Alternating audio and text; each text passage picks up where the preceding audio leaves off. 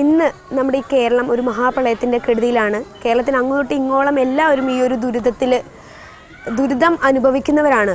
നമ്മുടെ ഈ ഒരു ഓണക്കാലത്ത്, ഈ ഒരു ഓണസമയത്താണ് ഈ ഒരു പ്രളയം നമുക്ക് നേരിടേണ്ടി വന്നത്.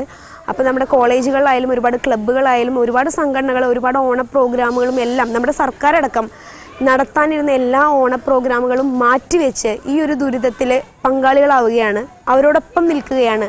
അതോടൊപ്പം നമ്മുടെ ടി സി വി പ്രേക്ഷകർക്കായിട്ട് നമ്മൾ ഒരുപാട് ഓണ പ്രോഗ്രാംസ് ഒരുക്കിയിരുന്നു. അതെല്ലാം നമ്മൾ മാറ്റിവെക്കുകയാണ്. നമ്മളിപ്പോൾ ചെയ്തുകൊണ്ടിരിക്കുന്ന നമ്മൾ അതിജീവിക്കും എന്ന പ്രോഗ്രാമിലൂടെ നമ്മുടെ തൃശ്ശൂരുള്ള എല്ലാ ക്യാമ്പുകളിലും ചെന്ന് അവരുടെ പ്രശ്നങ്ങൾ ചോദിച്ചറിഞ്ഞ് നമ്മൾ ജനങ്ങളിലേക്ക് എത്തുകയും അതിൻ്റെ അധികാരപ്പെട്ട ആളുകളിലേക്ക് എത്തുകയും ചെയ്യുകയാണ് നമ്മളിതിലൂടെ ചെയ്യുന്നത്. നമ്മുടെ ടി സി വിയുടെ പ്രോഗ്രാമിലുള്ള എല്ലാ ആളുകളും ഇതിൻ്റെ പിറകിലാണ്. എല്ലാവരും ഈ ഒരു പ്രോഗ്രാമും ഇവരുടെ പ്രശ്നങ്ങൾ ചോദിച്ചറിഞ്ഞ് ജനങ്ങളിലേക്ക് എത്തിക്കേണ്ട ഒരു തിരക്കിലാണ്. അപ്പോൾ നമ്മളും നമ്മുടെ കേരളത്തിലുള്ള ഈ ഒരു ജനത ഈ ഒരു മഹാദുരന്തത്തിനെ അതിജീവിക്കും, നമ്മൾ അതിജീവിക്കും.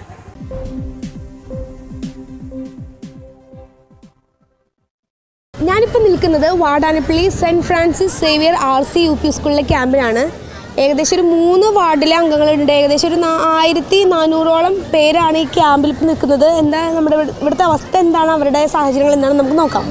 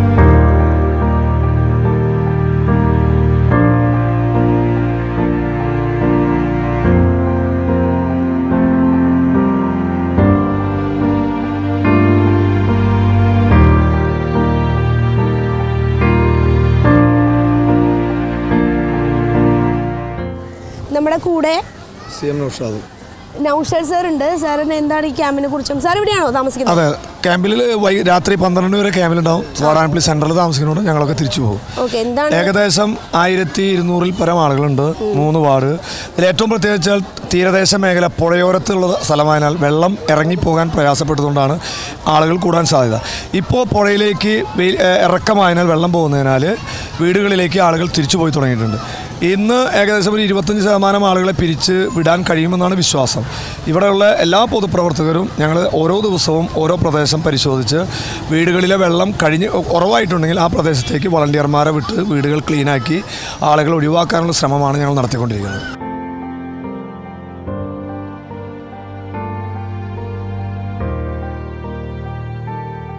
സാറിൻ്റെ പേരെന്താ? എൻ്റെ പേര് വിശ്വംഭരൻ. സാർ സ്കൂളിലെ ഞാൻ ഈ ക്യാമ്പിൻ്റെ നടത്തിപ്പുകാരി ബന്ധപ്പെട്ട് സഹായിച്ചുകൊണ്ടിരിക്കുന്ന ആളാണ്, പൊതുപ്രവർത്തകനാണ്. ഞാൻ ഈ വാർഡിൽ എൻ്റെ വീട് പൂർണ്ണമായും വെള്ളത്തിൽ മുങ്ങിയ ഒരാളാണ്. ഇവിടെ ഈ ക്യാമ്പുമായി ബന്ധപ്പെട്ട് വളരെ നല്ല രീതിയിലാണ് ഇതിൻ്റെ പ്രവർത്തനം ഇപ്പോൾ നടന്നു പോയിക്കൊണ്ടിരിക്കുന്നത്. ഇവിടെ എല്ലാ അന്തേവാസികളെ സംബന്ധിച്ചും അവർക്ക് ആവശ്യമായ സമയത്തിന് ആഹാരം, എല്ലാ കാര്യങ്ങളും മെഡിക്കൽ ടീമിൻ്റെ പരിശോധന തുടങ്ങിയ എല്ലാ കാര്യങ്ങളും വളരെ കൃത്യമായി ഇവിടെ കൊടുത്തുകൊണ്ടിരിക്കുന്നുണ്ട് എല്ലാ ആളുകളും. ഇപ്പോൾ ഒരു തരത്തിലുള്ള പരാതികളും ഈ ഭക്ഷണം സംബന്ധിച്ചോ വേറെ മെഡിക്കൽ സംബന്ധിച്ചോ ഒരു പരാതികളും ആർക്കും ഈ ക്യാമ്പിനെ സംബന്ധിച്ചില്ല. ഒരു കുറവുകളും ഇല്ലാതെ എല്ലാ ആളുകൾക്കും ആവശ്യത്തിനുള്ള വസ്ത്രങ്ങൾ, ഇപ്പോൾ ഞങ്ങൾ ഇന്നത്തോടുകൂടി ഒരു വീട്ടിലേക്ക് ആവശ്യമായ എല്ലാ വസ്ത്രങ്ങളും ഇന്ന് ഞങ്ങൾ കൊടുക്കും. അതിനുവേണ്ടി പ്രത്യേകമായി ഞങ്ങളിവിടെ കളക്ട് ചെയ്ത് വെച്ചിട്ടുണ്ട്. ഇവിടെ അത്യാവശ്യം ഉപയോഗിക്കാനുള്ള മാക്സി, സാരി, പാവാട നേരത്തെ കൊടുത്തു കഴിഞ്ഞിട്ടുണ്ട്. അപ്പോൾ വീണ്ടും ഇന്ന് ഇവർക്ക് മിക്കവാറും എല്ലാ മാക്സി, സാരി, അണ്ടർവെയർ, ബക്കറ്റ്, ഈ ക്ലീനിങ് എക്യുപ്മെൻറ്റ്സ് തുടങ്ങിയ എല്ലാ സാധനങ്ങളും ഇന്ന് ഇപ്പം ഞങ്ങൾ ഉച്ചയോടുകൂടി ഇന്ന് അവർക്കവിടെ കൊടുക്കും. അതവിടെ മേലെ റെഡി ആയിക്കൊണ്ടിരിക്കാൻ നിങ്ങൾക്ക് വേണമെങ്കിൽ അത് പോയാൽ അത് അവിടെ കാണാം. വീട്ടിലാരൊക്കെ ഉണ്ട്? 2 മക്കളും ഭർത്താവും. ഭർത്താവ് വർക്ക് ചെയ്യുന്നുണ്ടോ? 12 മണിക്ക് പോകണം. എന്ത് ചെയ്യണേ? 12 മണിക്ക്. 12 മണിക്ക് പോകണം. ചേച്ചി വർക്ക് ചെയ്യുന്നുണ്ടോ? ഇല്ല. ഇല്ല. മക്കളൊക്കെ എന്ത് ചെയ്യണു? ഇവിടെ നടക്കുന്നുണ്ട്. ആണോ? മക്കൾ പഠിക്കുന്ന കുട്ടികളാ? 9, 6. അവരുടെ ബുക്കുകളൊക്കെ സേഫ് ആണ്? ബുക്കുകളൊക്കെ പോയി. ബുക്കുകൾ ഇപ്പോൾ നമ്മുടെ രവീന്ദ്ര മാഷ് പുതിയൊരു നിയമം, അതായത് പുതിയൊരു ഇത് കൊണ്ടുവന്നത് എന്താ വെച്ച് കഴിഞ്ഞാൽ 31-ാം തീയതിക്കുള്ളിൽ അവർ പഠിക്കുന്ന സ്കൂളിൽ ചെന്ന് പറഞ്ഞു കഴിഞ്ഞാൽ ഞാൻ പറഞ്ഞിട്ടുണ്ട് നശിച്ചു പോയ എല്ലാ സാധനങ്ങളും തിരിച്ചു കിട്ടും. രേഖകളാണെങ്കിൽ വില്ലേജ് ഓഫീസിലും അതിന് ബന്ധപ്പെട്ട ഓഫീസുകളിൽ ചെന്ന് കഴിഞ്ഞാൽ അതാത് രേഖകൾ നമുക്ക് തിരിച്ച് കിട്ടും. അതിനുള്ള എല്ലാ സൗകര്യങ്ങളും ഇപ്പോൾ അറേഞ്ച് ചെയ്തുകൊണ്ടിരിക്കുകയാണ്. അങ്ങനത്തെ ഒരു പ്രശ്നവുമില്ല. പിന്നെ വീട്ടിലെ സാഹചര്യം എങ്ങനെയാണ്? വീട്ടിൽ വെള്ളം മൊത്തം കയറി.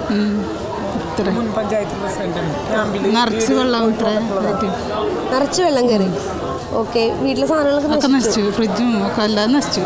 വണ്ടികൾ ഉണ്ടായിരുന്നോ? ഇല്ല, വണ്ടിയൊന്നുമില്ല. നമുക്ക് വീട് ഇപ്പൊ വെള്ളം ഇറങ്ങിയോ? വെള്ളം ഇറങ്ങിയിട്ടുണ്ട്.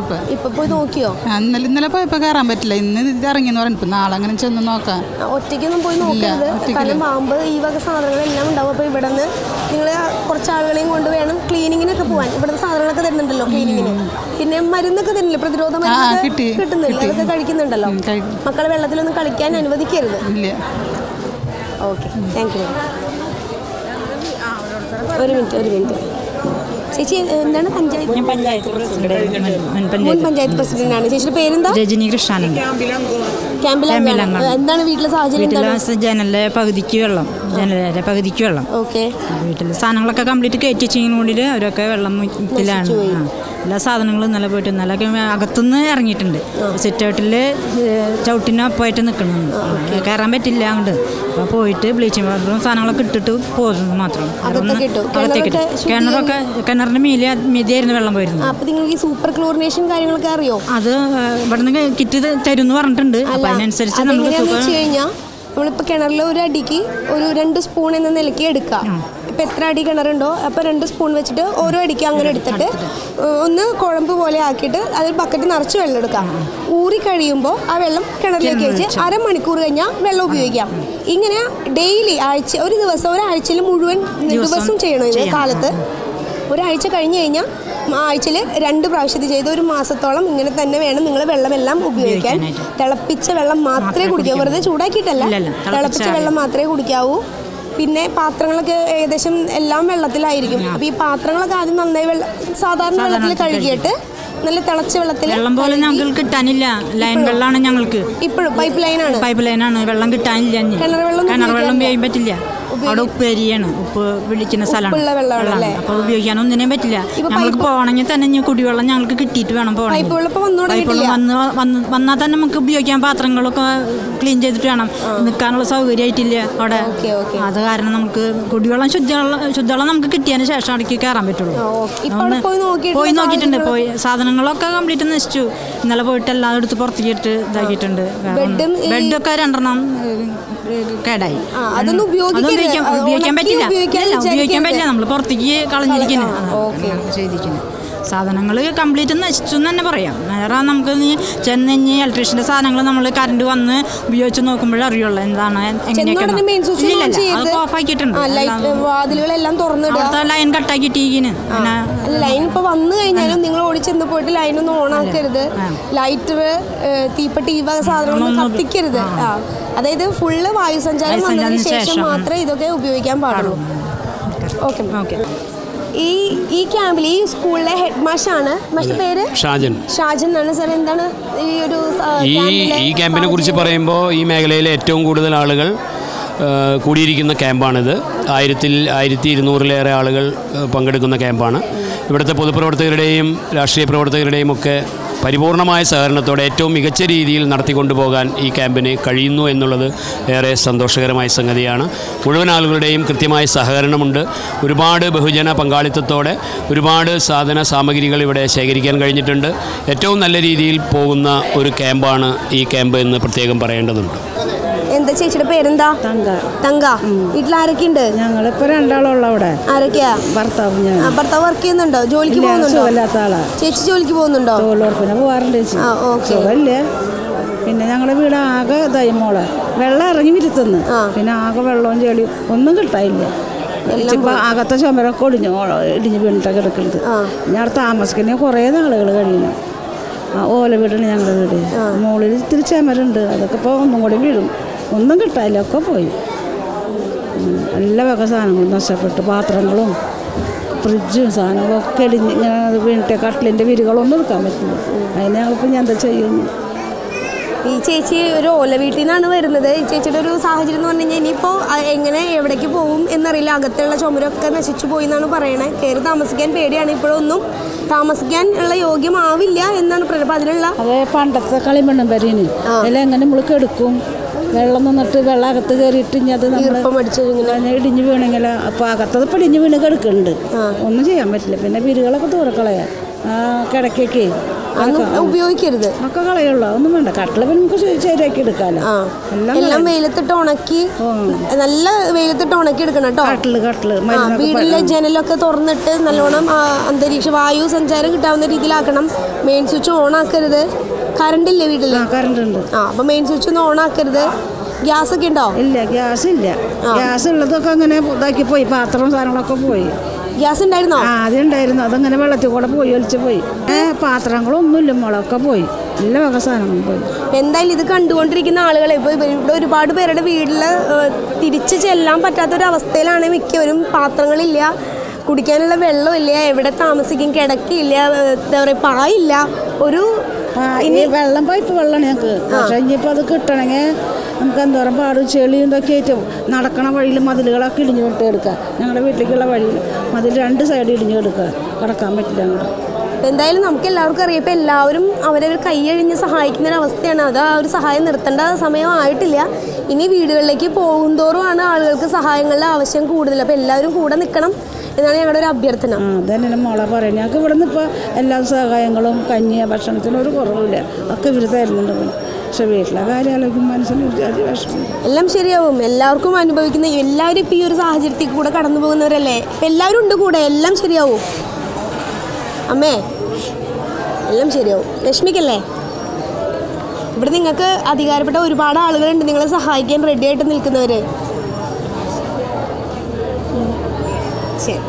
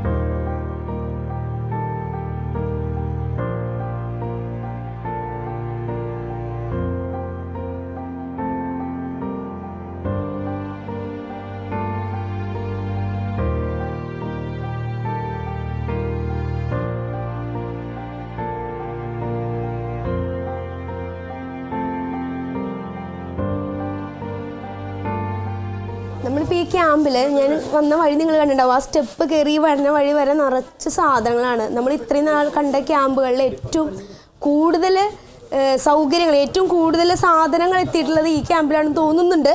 കാരണം ഇവർക്കുള്ള A to Z കാര്യങ്ങൾ, ഉപ്പ് തൊട്ട് കർപ്പൂരം വരെ എല്ലാ സാധനങ്ങളും ഇവർക്ക് എത്തിയിട്ടുണ്ട്. കണ്ടാൽ നിങ്ങൾക്ക് തന്നെ അറിയാം. ഇവിടെയുള്ള അന്തേവാസികൾ തന്നെ അതൊക്കെ തരം തിരിച്ച് ഇന്ന് വീട്ടിലേക്ക് തിരിച്ചു പോകുന്നവർക്ക് ഒരു കിറ്റായി കൊടുത്തുവിടാനുള്ള തയ്യാറെടുപ്പാണ് ഇവിടെ നടന്നുകൊണ്ടിരിക്കുന്നത്. പിന്നെ തിരുപ്പൂരിൽ നിന്ന് കേന്ദ്രമായി ഒരു കമ്പനിയാണ് ഏറ്റവും കൂടുതൽ തുണിത്തരങ്ങൾ കൊടുത്തുവിട്ടിരിക്കുന്നത്. തുണിത്തരങ്ങളും ബിസ്ക്കറ്റ് അതുപോലുള്ള ഫുഡ് ഐറ്റംസും ഒക്കെ കൊടുത്തു വിട്ടിട്ടുണ്ട്. അതുപോലെ ബാംഗ്ലൂർ ആസ്ഥാനമായി പ്രവർത്തിക്കുന്ന ഒരു സംഘടനയും ഇതിലേക്ക് കൊടുത്തു വിട്ടിട്ടുണ്ട്, സാധനങ്ങൾ കൊടുത്തു വിട്ടിട്ടുണ്ട്. എനിക്ക് തോന്നുന്നു എല്ലാ സാധനങ്ങളും ഇവർക്ക് കിട്ടുന്ന, ഒന്നിനും ഒരു കുറവില്ലാത്ത ഒരു സാഹചര്യമാണ് ഈ ഒരു ക്യാമ്പിലുള്ളത്. എല്ലാവരും ഒത്തൊരുമോടുകൂടി അത് ഡിവൈഡ് ചെയ്ത് എല്ലാവർക്കും കൃത്യമായി ഭാഗിക്കാനുള്ള ഒരു തയ്യാറെടുപ്പാണ് ഇവിടെ നടന്നുകൊണ്ടിരിക്കുന്നത്. പേരെന്താ? പേര് ലീല. വീട്ടിലാരൊക്കെയുണ്ട്? വീട്ടിലൊരു മോനും ഞാനും മാത്രമേ ഉള്ളൂ. മോനെന്താ ചെയ്യണേ? മോന് വർക്ക്ഷോപ്പിൽ പോകണം. വർക്ക്ഷോപ്പ്. മോൻ്റെ വർക്ക്ഷോപ്പ് എല്ലാം മുങ്ങി നശിച്ചു പോയി. വീട്ടിലുള്ള എല്ലാ സാധനങ്ങളും പോയി. കാലൊന്നും നടക്കാൻ പറ്റാത്തതാണ്. എനിക്കൊന്നും പറക്കി വെക്കാൻ പറ്റുന്നുണ്ട്. ഞങ്ങൾ വെള്ളിയാഴ്ച 10 മണിയാകുമ്പോൾ ഓട്ടോറിക്ഷ എടുത്തിട്ടാണ് എൻ്റെ മോനെ കയറ്റിക്കൊണ്ടത്. അങ്ങനെ എനിക്ക് ഇവിടെ കിടക്കാൻ പറ്റില്ല, കാല് വേദന കൊണ്ട് തൈലം പറ്റാൻ വരുന്നത്. അപ്പം അങ്ങനെ അനിയത്തിരോടേക്ക് പോയി. പിന്നെ എനിക്ക് വരാൻ പറ്റില്ല മോളെ. അങ്ങനെ ഇപ്പോൾ ഇന്ന് വന്നതാണ്. ഇന്നാണ് വരുന്നത്. ഓട്ടോറിക്ഷയ്ക്ക് ഞാൻ മോൻ എന്നെ ഇങ്ങോട്ട് കൊണ്ടുവന്ന് എല്ലാതും വീട്ടിൽ കണ്ട ഞങ്ങളുടെ പുഴയുടെ പടിഞ്ഞാറക്കര ഞങ്ങളുടെ വീട് നടുക്കരയിൽ പുഴയുടെ വക്കത്ത് നമ്മുടെ സ്ഥലത്തിൻ്റെ അറ്റം പുഴയുടെ വക്കാണ്. എല്ലാ കുടിക്കുന്ന വെള്ളം നമുക്ക് പൈപ്പ് വെള്ളമാണ്. വെള്ളം 10 ദിവസമൊക്കെ വരുള്ളൂ. 2,750 എപ്പോഴും വേറെ കിണറൊന്നുമില്ല. നമുക്ക് പുഴയിൽ കുളിയല്ലേ. 2 വലിയ കയറുണ്ടായിരുന്നു. അതൊക്കെ പോയി 50 ലിറ്ററിൻ്റെയും വീട്ടിലത്തെ ബക്കറ്റും എല്ലാ സാധനങ്ങളും പോയി. ഞങ്ങൾ വീട്ടിൽ പോയിട്ടൊരു കാര്യമല്ല. എനിക്ക് 65 വയസ്സാകുമ്പോഴേക്കും ഒരു പണിയെടുത്തുണ്ടാക്കാൻ പറ്റില്ലല്ലോ മോളെ.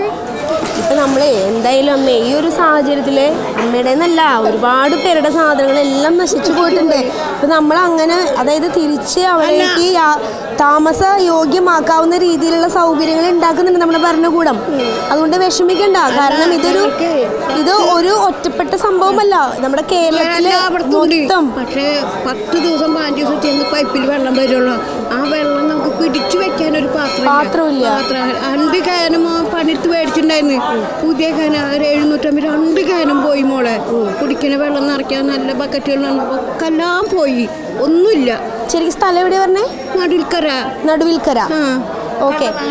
നടുവിൽക്കര വടക്കേ സൈഡിൽ നടുവിൽക്കരന്ന് 1 കിലോമീറ്ററുള്ള പുഴയുടെ കണിച്ചാണ്. പുഴയുടെ വക്കത്താണ് നമ്മുടെ വീട്. ഓക്കെ. ഈ അമ്മയുടെ വീട് നടുവിൽക്കര എന്ന് പറഞ്ഞ സ്ഥലത്താണ്. ഇവിടുത്തെ ഒരു പ്രശ്നം എന്താണെന്ന് വെച്ച് കഴിഞ്ഞാൽ ഇവിടെ പൈപ്പ് വെള്ളമാണ്. 3 4 അല്ല 3 4 ദിവസം കൂടുമ്പോഴാണ് ഇവർക്ക് വെള്ളം.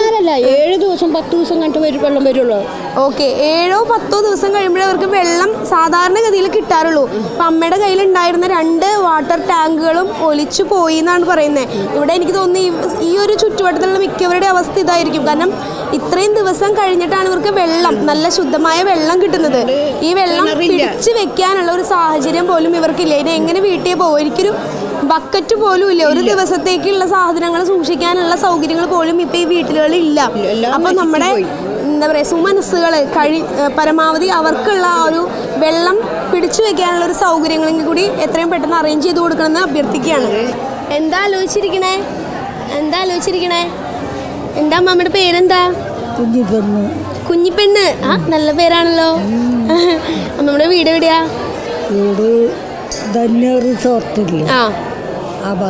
ആ ഭാഗത്താണ്. എന്താണ് വീട്ടിൽ ആരൊക്കെയുണ്ട്? വീട്ടില് ഞാനും ഒരു മോനും 2 പേരക്കുട്ടികളും. മോൻ എന്താ ചെയ്യണേ? ടൂറിസ്റ്റ് വണ്ടി ഓടിപ്പിച്ചിരുന്നത്. ഇപ്പോൾ ഗവൺമെൻറ്റിൻ്റെ ഒരു വർഷത്തേക്ക് കിട്ടിയിട്ട് ഇപ്പോൾ 5-8 മാസമായി. അപ്പം ഇന്ന് തുടങ്ങി അതിനെ പോയിരിക്കുന്നു. ആണോ? എന്താണ് വീട്ടിലെ സാഹചര്യങ്ങൾ എങ്ങനെയാ? വീട്ടിലെ സാഹചര്യങ്ങൾ എന്തുട്ടാണ്? കിട്ടിയെങ്കിൽ കുടിക്കുക, കിട്ടിയില്ലെങ്കിൽ കുടിക്കില്ല. വീട്ടിലൊക്കെ മുഴുവൻ വെള്ളം കയറിയോ? പിന്നെ നിറച്ചു കയറി. എല്ലാതും നശിച്ചു പോയി. ഇവിടെ വന്നിട്ട് ഇപ്പോൾ 8 ദിവസമായിട്ടുണ്ടാവും അല്ലേ?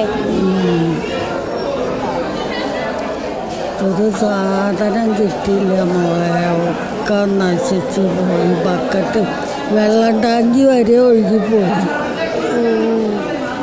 പൈപ്പ് വെള്ളമാണല്ലേ വരുന്നത്? ഇപ്പൊ വെള്ളമൊക്കെ ഇറങ്ങിയോ വീട്ടില്? ഇല്ല, ചെന്നോക്കാൻ പോയിട്ടുണ്ട് മൈജോള് മോനും കൂടെ. മോളും കൂടെ. മോൻ ജോലിക്ക് പോയിരിക്കും. അമ്മയുടെ മോളുണ്ട്. മോളെ കൊടുത്തോട്ടൊന്നും വന്നിട്ടുണ്ട്. മോളും മരുമോളും കൂടെ നോക്കാൻ പോയിട്ടുണ്ട്. ഒറ്റയ്ക്ക് 2 പേരും കൂടെ പോയിരിക്കണേ? വേറെ ആരും ഇല്ലേ? ഇല്ല. അങ്ങനെ ഒന്നും വിടരുതട്ടാ. പാമ്പൊക്കെ കയറിയിരിക്കുന്നുണ്ടെങ്കിലോ? എന്താ ചെയ്യാ? ഇവിടെ എന്താ സൗകര്യക്കുറവ് എന്തെങ്കിലും ഉണ്ടോ ഈ ക്യാമ്പില്? എല്ലാം കിട്ടുന്നുണ്ട്. എല്ലാ സൗകര്യങ്ങളുണ്ട്. ശരിക്കും പ്രോപ്പർ സ്ഥലത്തിന്റെ പേരെന്താ? വാടാനപ്പള്ളി തന്നെയാണല്ലേ? ഈ ഒരു ക്യാമ്പിൽ വന്നിട്ട് ഞാൻ മനസ്സിലാക്കിയത് മിക്ക വീടുകളിലും പൈപ്പ് ലൈനാണ്. എല്ലാവർക്കും വാട്ടർ ടാങ്ക് ഉണ്ടായിരുന്നു. അതെല്ലാവരുടെയും ഒലിച്ചു പോയിട്ടുണ്ട്. മിക്കവരുടെയും വെള്ളം സംരക്ഷിച്ച് വെക്കാനുള്ള ഒരു സംവിധാനം ഇവർക്ക് തീരെ ഇല്ല. വീട്ടിലുള്ള എല്ലാ സാധനങ്ങളും ഒഴുകിപ്പോയി. കുഞ്ഞുങ്ങളുടെ ബുക്കുകളും ഒക്കെ പോയി. എല്ലാ സാധനങ്ങളും ഒഴുകിപ്പോയി. കൂട്ടത്തിൽ ഇവർക്ക് ഏറ്റവും അത്യാവശ്യം ഇപ്പോൾ വെള്ളം പിടിച്ചു വെക്കാനുള്ള സൗകര്യങ്ങളൊന്നുമില്ല. വാട്ടർ ടാങ്ക് ഉണ്ടായിരുന്നത് അത് ഒഴുകിപ്പോയി. അപ്പോൾ ഈ ഒരു ഏരിയയിൽ എല്ലാവർക്കും അങ്ങനൊരു പ്രശ്നമുണ്ട്. വാട്ടർ ടാങ്ക്, അതായത് വെള്ളം സംരക്ഷിച്ച് വെക്കാനുള്ളൊരു സൗകര്യം. അപ്പോൾ അതെങ്ങനെയെങ്കിലും എല്ലാവരും കൂടെ ഒന്ന് അറേഞ്ച് ചെയ്ത് കൊടുക്കണം ഈ വാടാനപ്പള്ളി ഏരിയയിൽ. എല്ലാവരും വരും, സഹായിക്കാൻ ഒരുപാട് പേരുണ്ട്. ഇപ്പോൾ ആരെങ്കിലും കൂടി വരും കേട്ടോ, എല്ലാം ശരിയാവും. ഇതിങ്ങനെ ഒരു നമ്മുടെ കേരളത്തിൽ കാസർഗോഡ് തൊട്ട് കണ്ണൂർ വരെ എല്ലായിടത്തും, തിരുവനന്തപുരം വരെ എല്ലായിടത്തും ഈ പരിപാടി ഉണ്ട്. ഈ മഴവെള്ളമുണ്ട്, ഈ പ്രശ്നങ്ങളുണ്ട്.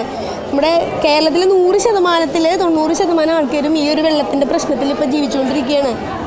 നമുക്കും അത് ഇച്ചിരി കൂടുതലായിട്ട് കിട്ടിയെന്ന് മാത്രം. എല്ലാം ശരിയാവും.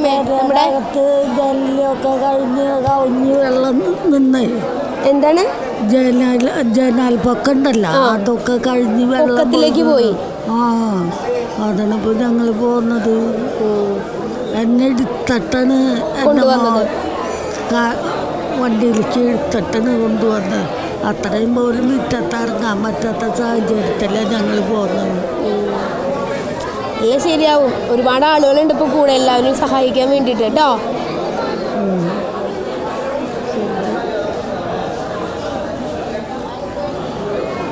എന്താ ചേച്ചിയുടെ പേരെന്താ?